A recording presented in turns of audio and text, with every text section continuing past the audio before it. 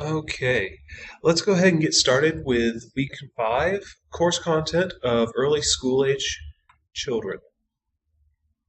So, what we're going to be doing today is we're going to be talking about the developmental tasks and crises and resolutions of early school age. We're going to talk about gender identity briefly, and we're going to talk about moral development as well as parenting styles and the effects on the children. So, having her developmental tasks really focus on a lot of physical development, emotional development in this age group. We're talking about little children kind of coming into their own identity as individuals and how they interact with people who are older than them, who are their peers, things like that. They're kind of coming into also a sense of morality, a sense of conscience and values. And it's sort of an awakening of the self, as it were, and a development of their sense of self as individuals that have initiative and drive. So, breaking it down into some general categories, having her tasks include gender identification as a male or female, early moral development, self theory, as in, they are figuring out who they are as little individuals, and peer play, or kind of who they are in social settings. Now, in terms of Erikson's theory, we're talking about, in this case, the initiative versus guilt stage. And Erikson has this to say about this particular stage. Initiative adds to autonomy, the quality of undertaking, planning, and attacking a task for the sake of being active and on the move, where before self-will, more often than not, inspired acts of defiance. So basically, what this is saying is the actions that children performed in earlier stages, like in the autonomy versus self-shame and doubt stage, or the trust versus mistrust stage, is those actions were more actions for the sake of acting. It wasn't really a purpose-driven thing. Whereas the child's acts in these stages are more driven, more purposeful, more motivated to some end. In his book, Identity, Youth, and Crisis, Erikson continues the description of this particular stage. He says that there are 3 developmental developments that support this stage, while also serving to bring about its crisis. 1. The child learns to move around more freely and more violently, and therefore establishes a wider and to him, unlimited radius of goals. 2. His sense of language becomes perfected to the point where he understands and can ask incessantly about innumerable things, often hearing just enough to misunderstand them thoroughly. And 3. Both language and locomotion permit him to expand his imagination to so many roles that he cannot avoid frightening himself with what he himself has dreamed and thought of.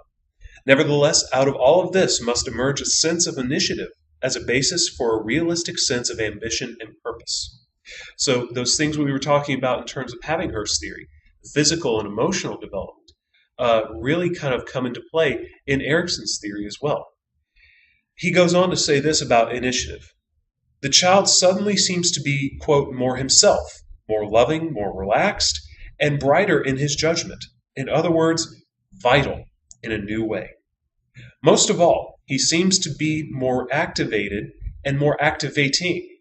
He is in the free possession of a certain surplus of energy, which permits him to forget many failures rather quickly, and to approach new areas that seem desirable, even if they also seem dangerous, with undiminished zest and some increased sense of direction. Initiative. But the problem here comes from the idea that with this initiative, with this increased purpose to their actions, comes a responsibility. They are now responsible for their behaviors. They now there are consequences for if little Jimmy runs through the house and breaks a vase. Whereas before, well, he's a toddler, he's clumsy, he doesn't understand, things like that. Excuses could be made. But now they're more in control of their bodies, they're more driven and purposeful with their actions, and so now there are consequences. And the way a parent responds to those consequences, or to those actions that the child performs, can contribute to a sense of guilt. And Erikson speaks on this. He says, on the way, however, the vastly increased imagination and, as it were, the intoxication of increased locomotive powers lead to secret fantasies of gigantic and terrifying proportions. A deep sense of guilt is awakened, a strange sense, for it seems forever to imply that the individual has committed crimes and deeds that were, after all, not only not committed, but would have been biologically quite impossible.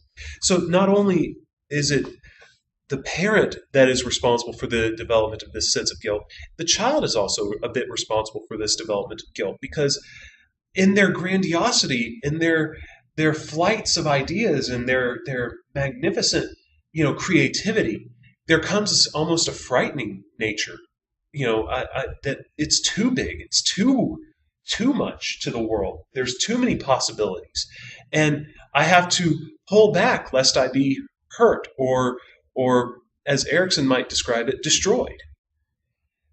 So let's talk a little bit about the different qualities of this initiative versus guilt stage. The central process for this stage is identification. Identifying with mainly, as you can see in the radius of significant relationships, the basic family. So, for instance, whenever I was a young child, in one of my art classes, they asked us to paint a picture of what we wanted to be when we grew up.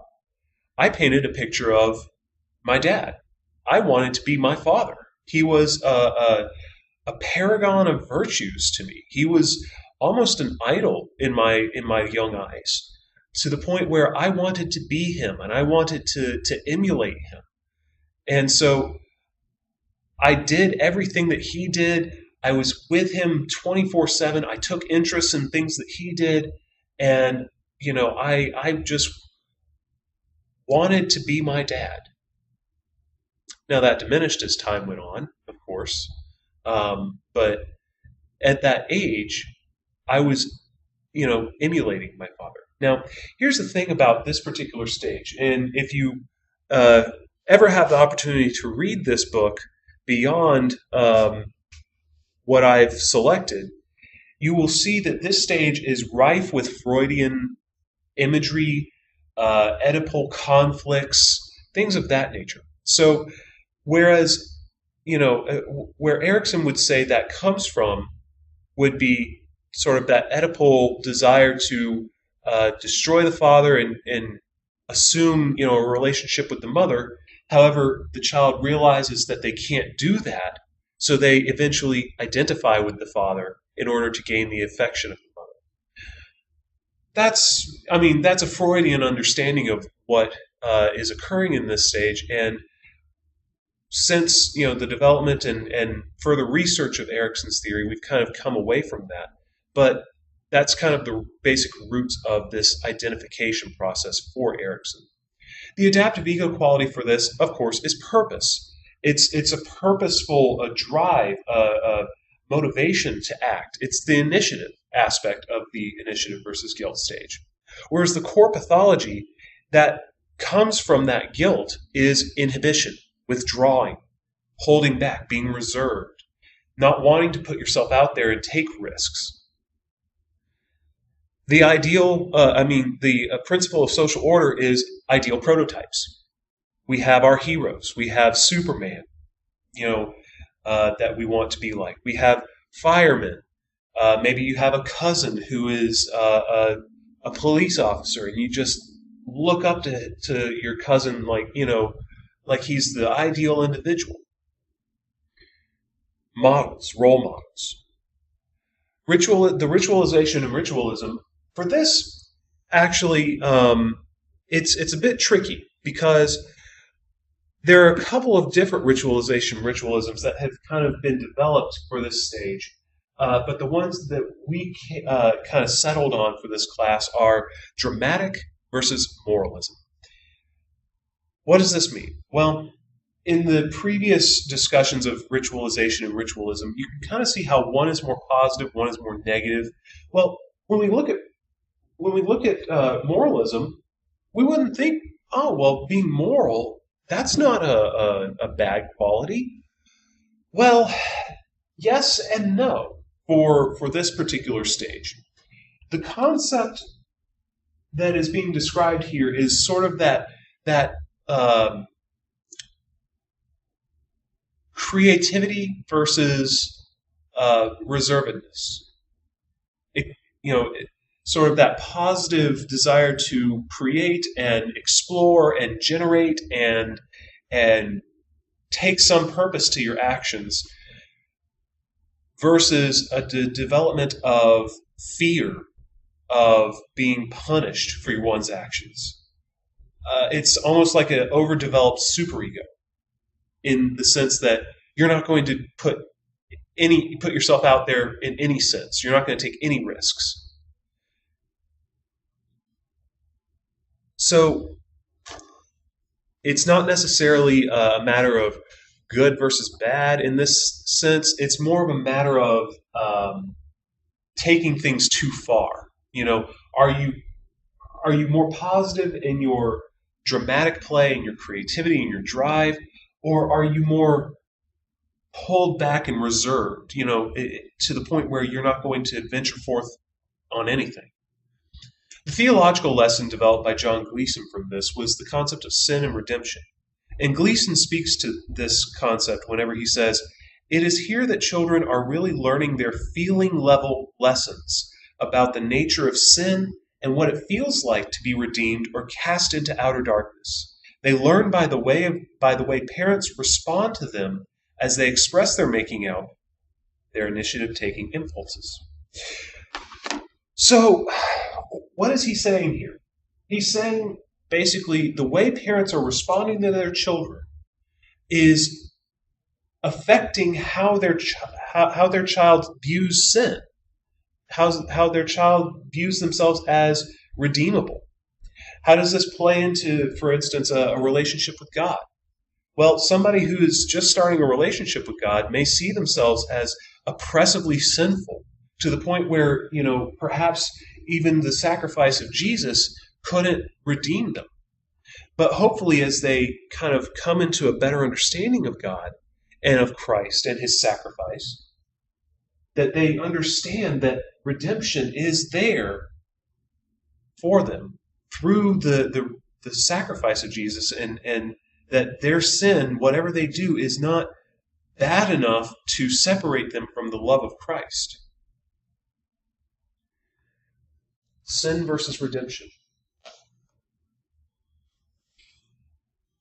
So just these next couple of slides, these next 3 slides are basically just overviews of what a child is able to do at these various ages. So when they're 2 or 3, when they're toddlers, and this is basically just to show, kind of the development that takes place for these kids. When they're toddlers, they can't really do a whole lot. Basic undressing, helping put away big things, groceries, things like that, and toilet training, essentially. But when they get to age 4 and age 5, you kind of see them being able to manage more fine-tuned behaviors, making their bed, picking up after themselves, making some simple foods, sharing toys, picking weeds out of a flower bed, things like that. Same thing, just a little bit more fine-tuned at age 5. They're able to make a little bit more complex food, perhaps. You're able to trust them with cleaning a little bit more and and trusting that the quality will be a little bit better. Folding things, things like that. They kind of become the little helper around the house. Let's talk a little bit about theories of gender identity. So there are several ways of understanding what gender identity is, or how it develops, I should say. Let me move forward in the slides to the next slide real fast, just because it kind of covers some basics that need to be established. Gender identity and gender roles are the understanding of what society views as normative and acceptable for particular biological sexes. So these are culturally defined, and they differ from culture to culture, obviously, because, I mean, not every culture is going to say, well, the woman has the ability to go out and work, or the father can stay home and be the caretaker of the children. No, some societies are going to say, no, the mother has to stay home and the father has to go work. That's how it is. That's what men do. That's what women do. It's going to be very rigid. Um, Interestingly enough, fathers tend to be the more influential uh, source of influence for gender roles. Now, this could be due to a number of reasons, from the messages that they convey to their children to the behaviors that they perform around the house that are in contrast to what the mother does. It could be for a variety of reasons. And it should be noted that gender identity differs from sexual orientation. A child may identify, kind of more feminine and be a biological male, and still have a heterosexual, sexual identity when they grow up. Or, the child may be female and have identified more with a masculine role. It differs. It doesn't necessarily equate to, oh, well, she's a tomboy, she's going to be, homosexual or LGBT whenever, he or she grows up. No, that's not how it works. Well, how does gender identity kind of develop? Backing up to the theories of gender identity. Some psychoanalytic theories, some psychodynamic theories suggest that it's a relationship between the parent and the child. It's seeing the father act like he is acting and relating to the child in a masculine way. Social learning theories kind of are in line with this, saying that the behaviors that the father or the mother convey or act, the child is apt to emulate. Again, they identify with certain gender. There's cognitive development, a sense of, okay, the child is not just in the sensory motor stage anymore. The child is moving through the pre-operational stage and is able to kind of have a sense of the self as a biological male or a biological female, and the permanence of that particular gender, and the understanding and the cultural lens, and the cultural messages that are conveyed to the child create a gender schema. Your book actually describes 4 principles that are important for the understanding of gender identity. And I would encourage you to look at those and look at the chart that it has and read about those. Erikson actually was interested in gender differences and used play methods to kind of explore those. And what he actually found was a lot of times boys tended to create wide open vistas of action and movement and creation of huge structures, whereas girls tended to create more closed in, constricted, holding environments for the families. It was a much more relational sort of environment that Erikson found in playing. This is interesting, just talking about different sort of messages that children were, conveyed, and how they sort of internalize it and as such externalize in their play. Now, we mentioned the fact that there are certain messages that children, you know, uh, hear. Boys may hear things like, don't cry, or don't play with these sorts of toys. Well, girls may hear similar messages, such as, you need to take care of somebody, or you need to act like a lady, or you need to be, a little less rambunctious, more reserved messages. And are there any drawbacks to these messages? Well, yes, for both boys and girls. And this slide admittedly focuses specifically on boys, but there are also effects on girls of them maybe not being as outgoing, or them perhaps feeling guilty for not having a sense of nurturance towards other people, or being uh, particularly unemotional, perhaps. I don't know. I I am not, privy to those sorts of messages. So I'd be interested to hear what some of the female students in this class may have heard as they were growing up that they can kind of identify for themselves. And again, like I said, there is a cultural difference in many of these messages. And just, I know these don't specifically speak to gender identity, but they're just kind of examples of some of the different messages that people may hear as they grow up. Speaking briefly on uh, moral development, there similar to gender identity, there are a variety of different uh, theories of moral development. Um, Learning theory suggests, you learn because you are reinforced for certain behaviors that are deemed good, whereas cognitive theories are more about understanding and reasoning of moral laws and codes.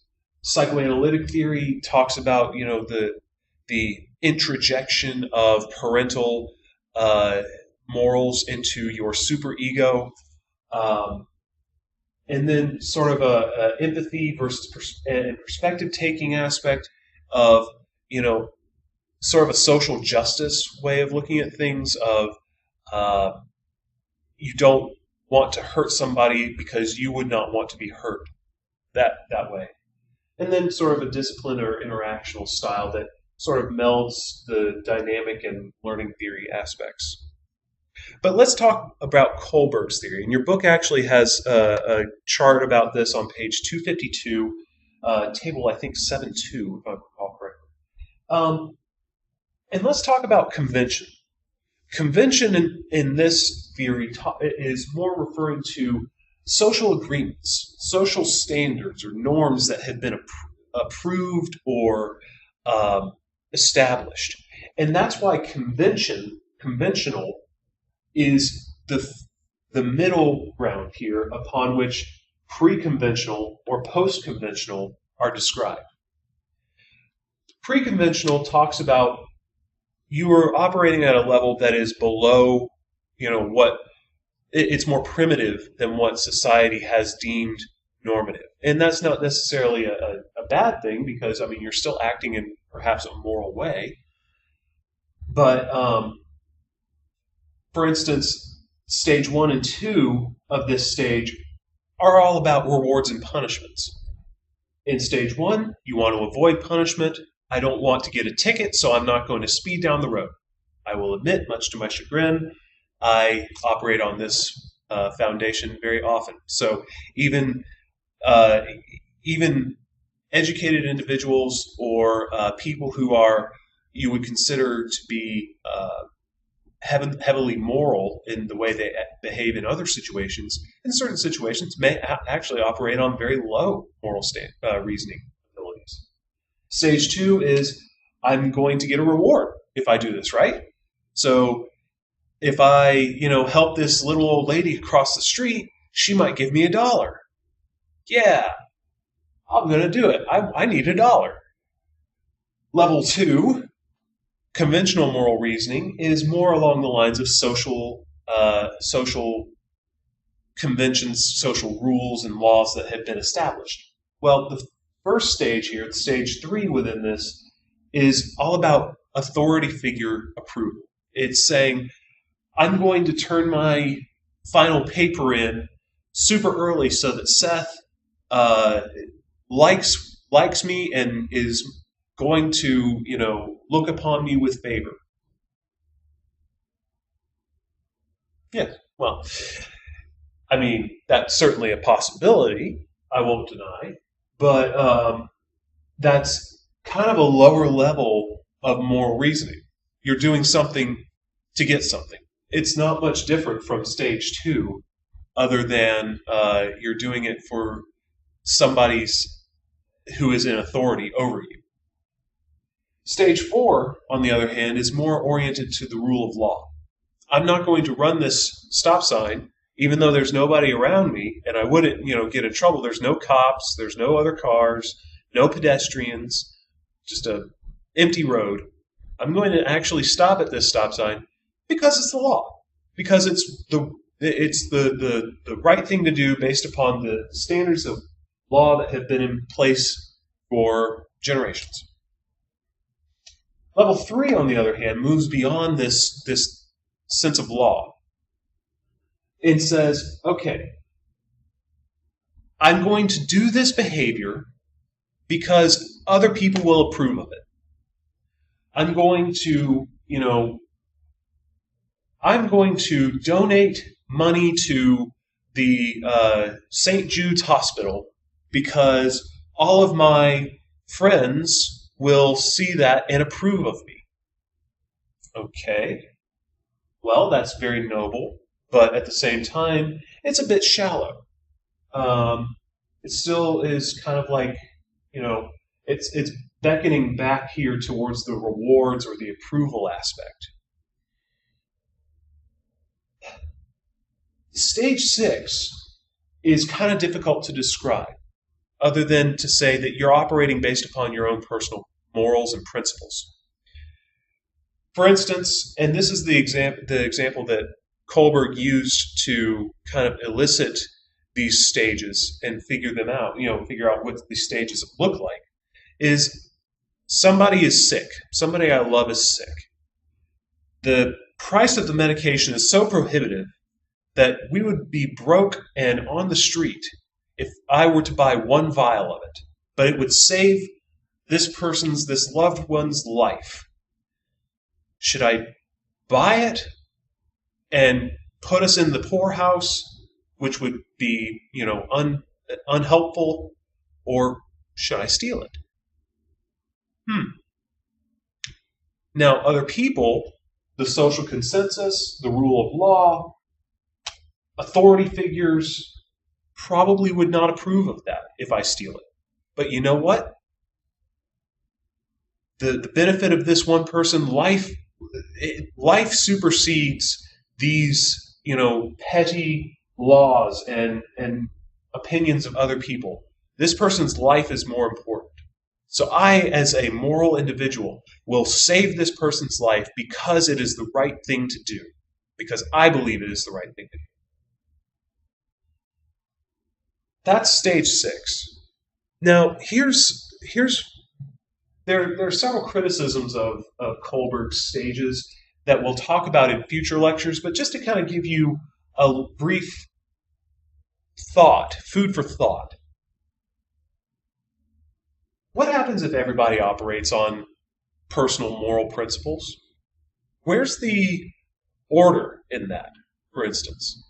If somebody believes that it is moral and right to go into a prison and put a bullet through the head of all of the people who are in the jail cells, well, that would be killing pretty much everybody who's there for misdemeanors to, class 3 felonies. That may not be justice. That may not be right. So is stage 6 really the epitome of moral operation, of moral reasoning? Or is it just a threat to order, a call to anarchy, as it were. Something to think about. Now let's talk a little bit about parenting styles here. Diana Baumrin, and I know we've talked about parenting styles in the past in terms of attachment, but this is talking more along the lines of behaviors and how they impact the child's behaviors. So Diana Baumrin kind of created these parenting styles to describe how a parent's behaviors and a parent's actions will impact how a child behaves and reacts. So know the difference first and foremost between authoritative and authoritarian. Authoritarian tends to be low warmth but high control. These are parents who are taskmasters, who are highly structured, high boundaries, and who don't show a lot of support, a lot of kudos for their child's accomplishments. These children tend to be moody and aggressive, irritable. They don't relate with people well. I don't think I would either if I had somebody, constantly holding me under their thumb and saying, you're going to do this and that, and, don't question me, boy. I feel like they would, that I would be particularly irritable as well, and moody, and probably, not really want to be in a very good mood all the time. Authoritative, on the other hand, is very controlling, but at the same time very warm. These are the parents that have boundaries. These are the parents that have that aren't enmeshed with their children, but at the same time they aren't distant from their children. It's a good balance. They're caring and sensitive, but also at the same time they give guidance and direction to their child. And these children typically are very self-reliant, self-controlled, and they're responsible and are good, good social individuals. When you think, on the other hand, about permissive, think wild child. The kid that just doesn't know how to control him or herself. Now, there are two types of permissive parenting: indifferent and indulgent. The indifferent permissive parent is low structure, low control, and low warmth. These are the parents that just don't care. Kid comes in from, a long day at school, and they just want to say, hey, Mom, hey, Dad, I'm home. And the parents are just like, yeah, whatever, go to your room and play your computer games. Yeah, whatever, we don't care if you got an A on your test. Big whoop. They're the parents that are very unaffirming. And these children typically are very low self-control. And it makes sense because the child, whatever the child does, the parent really doesn't care. So he, graffitied the school wall. Whoopie-doo. Who cares? It doesn't really matter anyway, la-di-da. And they also have poor social skills because, where are they learning good social skills if a parent just doesn't care? If a parent doesn't engage with the child. The indulgent permissive is high warmth but low control. These are, in my own head, I kind of have a vision of sort of a hipster parents, sort of yeah, man, Jimmy can go do whatever he wants, and I don't, you know what, I love him no matter what. He could go and blow up the school, but you know what, he's just expressing himself, and we love him no matter what. So you just be your own little person, Jimmy, and we're going to be here to love you and support you in whatever you can do. It's very humanistic, very touchy-feely, very fluffy parenting, but it doesn't provide the structure that a child needs to develop boundaries for themselves and develop a sense of reliance and control. They're very impulsive children because they get whatever they want. You know, they have the parents that, just dote upon them and give them everything, and so they don't learn no. They don't learn what the meaning of no is. So they develop a sense of immaturity and a lack of control. And this is a bit of a graphic of what the various parenting types are, just for visual learners. So, which parenting style is best? Well, for the most part, I would argue that authoritative parenting is the best way to go. But here's the thing: it depends on the nature of the situation. If a child is going to run out into the street, I'm going to very authoritarianly grab the child and pull them back to prevent them from getting hurt. And I may spank them for, going out there and putting themselves in such danger, because I'm trying to condition them against just walking out in the middle of the road and almost getting hit. That's just an example. I mean, I'm sure, I would probably say, no, that's dangerous, get back here, or something of that nature. But in the heat of the moment, you may not have that option. Or the nature of the task. Sometimes it's best to let the child learn on their own. Sometimes they need to take a few lumps before, they can kind of learn a lesson for themselves. And so maybe a permissive style is needed in certain situations. And also the age of the child may make a difference as well, because if I'm an authoritative parent and want to explain myself to the child and, explain why the child is being punished and not able to go out with their friends when they're 15 years old, and I just go on this discussion of, well, here's this and that and the risks of this, and all Jimmy is hearing is blah, blah, blah, blah, blah, it's not going to sink in. So perhaps a different parenting style would be necessary at that. But how parents respond to a child's initiatives and products does influence how the child's self-image develops. It's a matter of, am I approving of what you do? Am I over-approving of what you do? Am I under-approving of what you do? It's a balance that must be struck. This kind of shows several behaviors or things that we typically see with children of different parenting styles. So with the more permissive parenting styles, you typically see more misconduct, whereas with the authoritative style, you don't see so much. Whereas with the authoritative, you see a lot better grade point averages and more self-reliance. The authoritarian parenting style kind of falls in the middle on each of these, suggesting that it may not be the worst parenting style, but it may not be the best either. This last slide just shows sort of the cultural differences between authoritative parenting styles in different groups and ethnic classes, or ethnic groups and social classes, I should say. So, you can kind of see here that middle-class families across different ethnicities, there's not a lot of variability here. I mean, at most there's maybe a 6-point difference between the highest and the lowest.